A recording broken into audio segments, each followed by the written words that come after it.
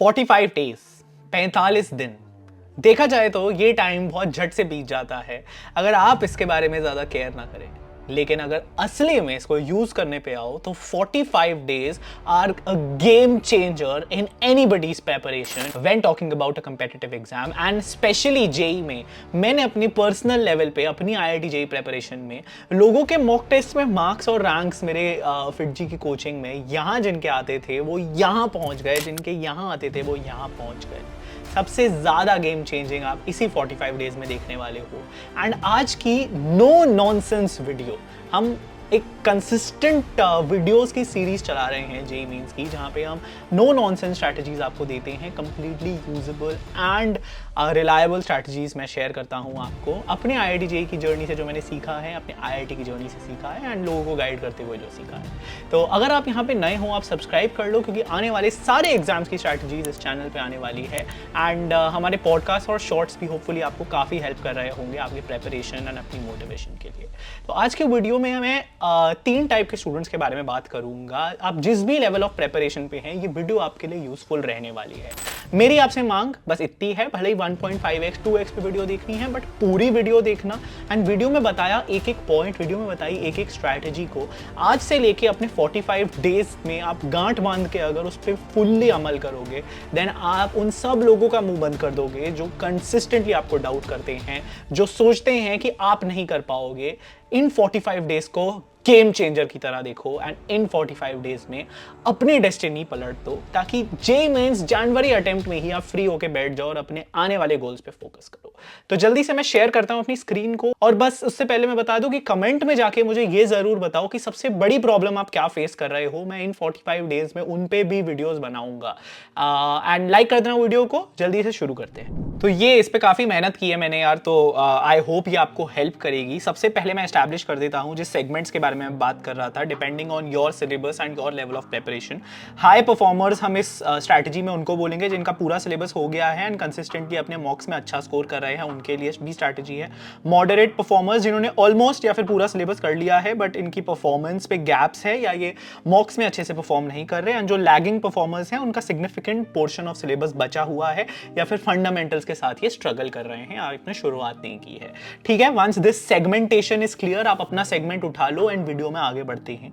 सबसे पहला डे 1 से 15 जो फेज है, इसको हम बोल रहे हैं फाउंडेशन बिल्डिंग। तो कॉमन प्लान है ये सबके लिए, सब लोग सुन लो कि प्रायोरिटाइज चैप्टर्स बाय वेटेज। आप प्रीवियस ईयर के ट्रेंड्स फोकस कर सकते हो। हाई यील्ड टॉपिक्स अपनी नॉलेज में लेके आ जाओ कि कौन से टॉपिक्स में ज्यादा क्वेश्चंस हैं। ये हम शॉर्ट्स में कंसिस्टेंटली बना रहे हैं, अभी आपने शॉर्ट्स में देखे होंगे, आप अपनी एनालिसिस भी कर सकते हो। यहां मैंने फिजिक्स, केमिस्ट्री, मैथ्स के कुछ चैप्टर्स लिखे हैं जो कंसिस्टेंटली जेईई मेन में पास्ट बहुत सारे ईयर्स के ट्रेंड्स को एनालाइज करके ये हैं टॉप परफॉर्मिंग फिजिक्स के चैप्टर्स, ये केमिस्ट्री के चैप्टर्स, ये मैथ्स के चैप्टर्स।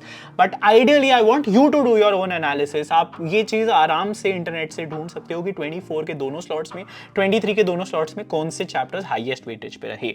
डेली स्ट्रक्चर आपको ये रहने वाला है कि आप 3 स्लॉट्स में डिवाइड करने वाले हो आपके दिन को, एंड 3 आवर्स के स्लॉट्स में आपको पढ़ाई करनी है। आपका टारगेट मिनिमम इसीलिए 9 घंटे है। एनालिसिस और इस सब के लिए आप और टाइम भी लगा सकते हो, लेकिन 3 घंटे का एनालिसिस ये है कि जब आप एक तो अलग अलग सब्जेक्ट्स को पूरा टाइम दे रहे हो तो पी सी एम कुछ भी लैग नहीं कर रहा आपके लिए। हाई परफॉर्मर स्टूडेंट्स को अपने वीक चैप्टर्स को फोकस करना चाहिए स्ट्रेंथन करने के लिए। मॉडरेट वालों को रिवीजन एंड फ्रेश टॉपिक्स में बैलेंस करना है, एंड लैगिंग वालों को सबसे पहली प्रायोरिटी है रिमेनिंग चैप्टर्स को खत्म करना, क्योंकि आपके इंक्रीज इन मार्क्स सबसे ज्यादा यहीं से आएंगे। एंड हाईएस्ट वेटेड चैप्टर्स पे फर्स्ट फोकस आप कर सकते हो। बट जैसा मैं कह रहा था, 3 घंटे पढ़ने का यही आइडिया है कि आप असली एग्जाम के लिए प्रिपेयर हो रहे हो और आप 3 घंटे में फोकस करने की आदत डाल रहे हो। 45 डेज में आदत डाल लो भैया, बहुत हेल्प करेगा असली दिन पे। वरना अगर आपने ये 3 घंटे की सिटिंग की आदत नहीं डाली तो असली दिन पे आपका दिमाग इधर उधर, साइड वाला क्या कर रहा है, ये वाला क्या कर रहा है, वो वाला क्या कर रहा है, उसने क्या बोला, उसने पेपर दिया, ये सब नहीं करना हमको। ठीक है, और मॉक टेस्ट सबसे इंपॉर्टेंट है। आपको ऑल्टरनेट डे मॉक टेस्ट देने जरूर है। एक 3 घंटे का स्लॉट अपने तीनों में से उठा के मॉक टेस्ट दो, उसके बाद उसके एनालिसिस एनालिसिस करो, एनालाइज थॉरली, अपनी स्ट्रेंथ्स वीकनेसेस को फोकस में लेके आना और अपनी अंडरस्टैंडिंग में लेके आना बहुत नेसेसरी है। कौन सी मॉक टेस्ट की बुक करनी है अभी तक ये सवाल नहीं रहना चाहिए आपका, लेकिन एक जो बहुत अच्छी बुक है जो पिछली वीडियोस में भी रेकमेंड करी है, स्टूडेंट्स का बहुत अच्छा रिस्पॉन्स आया, it's the Oswal NTA JEE Mains new pattern mock test papers की बुक, जो यहाँ पे आपको अब दिख रही है।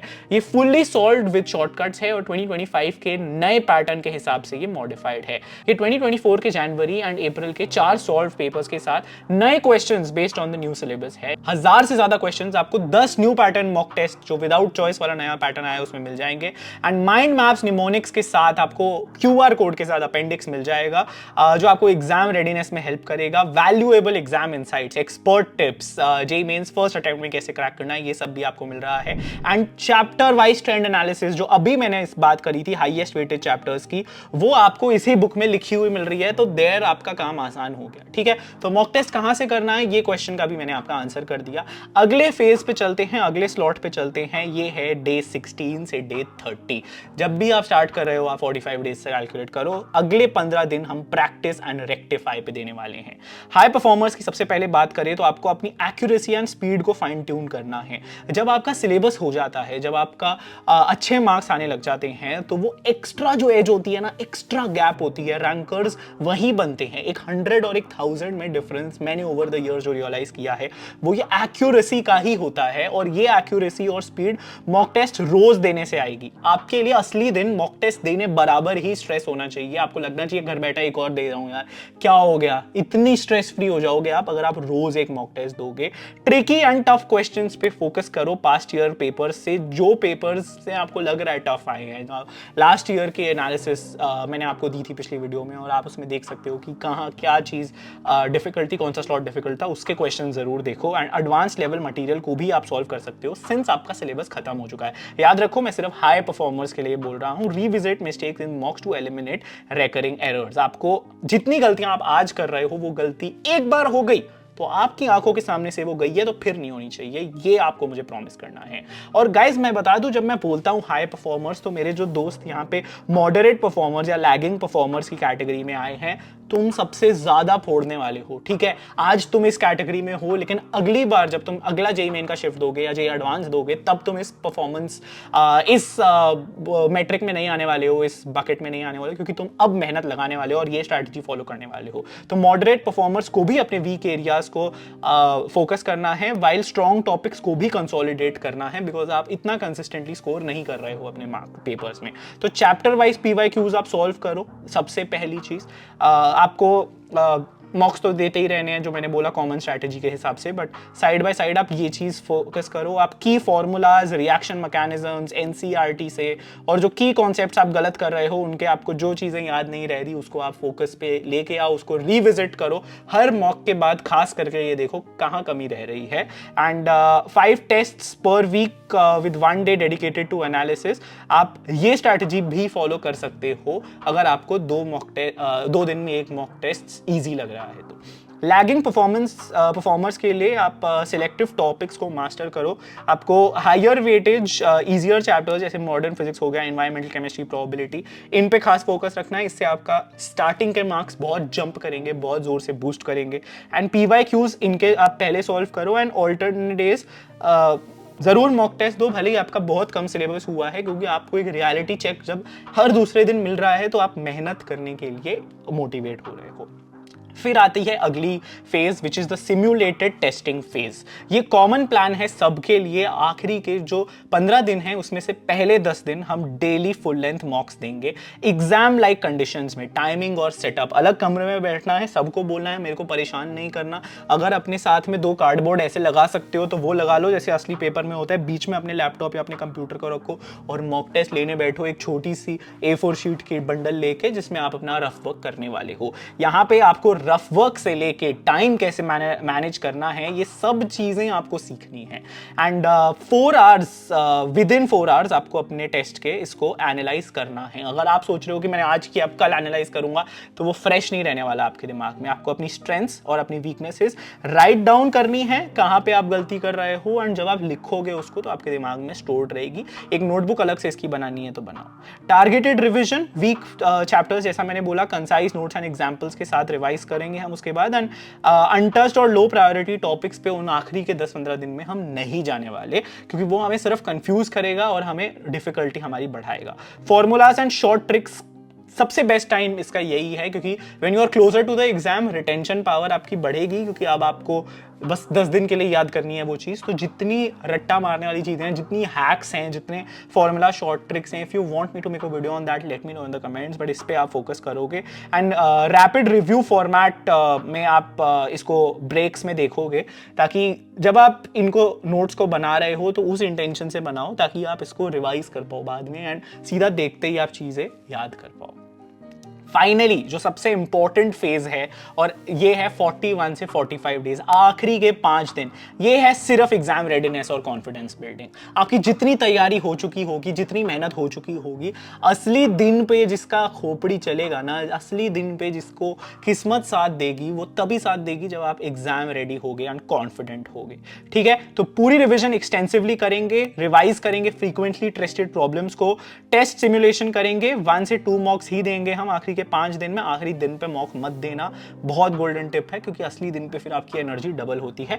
Focus on boosting confidence rather than chasing high scores, this is important guys. आपको आखिरी के दिनों पे अपनी रियलिटी पता है, ये मत सोचो कि चमत्कार होगा, आपको आना है आपकी रियलिटी जितने ही मार्क्स है, बट उस पे परफॉर्म जो कर जाएगा वो अपनी रियलिटी से बहुत बेटर परफॉर्म कर जाएगा, क्योंकि सबके असली दिन पे थोड़े थोड़े नीचे गिरते ही है जिनका भी कॉन्फिडेंस डगमगा जाता है। तो आपको कॉन्फिडेंस कैसे बरकरार रखे उस पे फोकस करना है, साइड वाले को नहीं देखना है, किसी से एग्जाम डे पे बात नहीं करनी है। अपने कंसिस्टेंटली आखिरी के 5 दिन उस दिन को सिमुलेट करो, और अपने अपने ही स्कोर पे, अपने ही पेपर में पूरा फोकस। जब एग्जाम चालू हो जाए एग्जाम डे पे, तो आप और आपका पेपर होना चाहिए, और साथ में होनी चाहिए आपकी तन्हाई, और कोई नहीं होना चाहिए भाई। तुम्हें कट डाउन करना है सारी डिस्ट्रैक्शन को during paper. Sleep schedule fix कर लेना अपना, अपने टाइमिंग को फिक्स कर लेना, शॉर्ट ब्रेक्स लेते रहना, हाइड्रेटेड रहना, एंड इमोशनल प्रेप करना बहुत जरूरी है। बहुत दोस्तों से बात करने की कोई जरूरत नहीं है इस टाइम पे।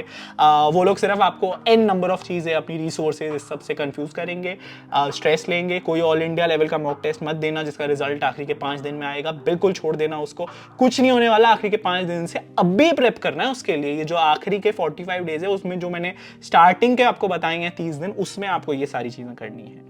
तो कोर टेक अवेज जो मैं बॉटम लाइंस अलग से आपके लिए लिख के लाया हूं, वो ये है कि कंसिस्टेंसी आपकी वॉल्यूम से ज्यादा होने वाली है। What you know well rather than chasing untouched topics, ये इंपॉर्टेंट है। आखिरी के 5 दिन में आपको ये रियलाइज करना है कि अगर आप सोच रहे हो कि भाई मैं ज्यादा से ज्यादा कंप्लीट करूंगा, स्पेशली अगर आप एक लैगार्ड परफॉर्मर हो, अभी आप एक मॉडरेट परफॉर्मर हो, then do not jump your guns, do not try to बहुत कुछ कर लूंगा आखिरी के 5-10 दिन में। वो मत करो। अपनी जो असलियत है उसको एम्ब्रेस करो, लेकिन परफॉर्म अपने असली लेवल पे करो। अगर आज आपकी प्रेपरेशन उस लेवल पे भी है ना कि आप नहीं परफॉर्म कर पा रहे हो, देन डू नॉट वरी, हमारे पास एक सेकंड अटेम्प्ट इसी साल में है, हमें 1 साल वेस्ट करने की उसके लिए जरूरत नहीं है। ये जनवरी अटेम्प्ट की एनालिसिस है, इसीलिए ये बहुत डिफरेंट स्ट्रैटेजी है देन अप्रैल। बट अभी आप इस चीज पे चिल करो कि देखो मैं सच्चाई से प्रिपेयर करूंगा, 45 डेज अपना फुल गेम चेंज तो करके दिखाऊंगा। आज मुझे कुछ नहीं आता, लेकिन 45 डेज बाद I will be a whole new individual and all ready for the next attempt, अगर आप एक मॉडरेट परफॉर्मर या फिर एक लैगार्ड परफॉर्मर। ठीक है, मॉक्स आर द की। आपको कितना भी कोई भी कैसा भी एनालिसिस दे दे, जो इंसान मॉक्स नहीं करने वाला, जो इंसान असली में अपने पेपर की एनालिसिस नहीं करने वाला मॉक टेस्ट की, वो इंसान असली दिन पे पछताएगा। एग्जाम स्ट्रैटेजी अभी से तैयार करो मॉक्स देते हुए कि पहले कौन सा करूंगा, दूसरा कौन सा करूंगा, तीसरा कौन सा करूंगा, मेरे कौन से चैप्टर्स वीक है जिसके क्वेश्चंस मैं पहले छोड़ूंगा, बाद में रिविजिट करूंगा। ये सब चीजें आपको अवॉइड करनी है, मिस्टेक्स रिपीट करनी, ये सब चीजें आपको दिमाग में रखनी है। Prioritization win, stick to the chapters that fetch the highest marks with least effort. खास करके अगर आप उस ब्रैकेट में हो अभी जब आपका बहुत सारे चैप्टर्स बचे हैं, देन हाईएस्ट वेटेज ही आपका, विच इज लॉजिकल राइट। आपके पास अगर बहुत सारे चैप्टर्स बचे हैं तो जो ज्यादा आने का चांस है आप उस पर फोकस करो। And health matters, late night cramming, देर तक उठना, ये सब चीजें अब नहीं काम करने वाली। अपनी बॉडी क्लॉक, बायोलॉजिकल क्लॉक को असली क्लॉक के साथ एक्लिमेटाइज करो। तो sharp minds wins over sleepless preparations. आपकी प्रेपरेशन अगर फुल स्लीप के साथ होगी एंड ऑनेस्टी के साथ होगी, तो आपको कोई नहीं रोक सकता गाइस। तो होपफुली ये चीज़ आप दिमाग में रखते हो, होपफुली ये चीज़ आपको हेल्प करेगी आखिरी 45 डेज में, और आप आके मुझे बोलोगे कि भैया 45 डेज सचमुच गेम चेंजर हो गए थे। अगर आपके दिल से आएगी ना ये बात, अगर ये जोश आपके दिल में लग जाएगा, तो आपको कोई नहीं रोक सकता मेरे भाई। आपका और आपका एग्जाम सिर्फ आपकी मेहनत से अपने असली मुकाम तक पहुंचने वाला है। तो होपफुली दिस वाज हेल्पफुल, और भी आपको जो भी प्रॉब्लम फेस हो रही है, यार मेरा काम ही ये है, आप मेरे को बताओ नीचे कमेंट्स में और मैं उस पर वीडियो बनाऊंगा। एंड लाइक कर देना जो जो कमेंट्स आपको लग रहे हैं कि आपको भी उसमें दिक्कत है। Thank you so much for tuning in. I will back in the next video. Stay safe, stay healthy, keep preparing and मचाते रहो। बाय।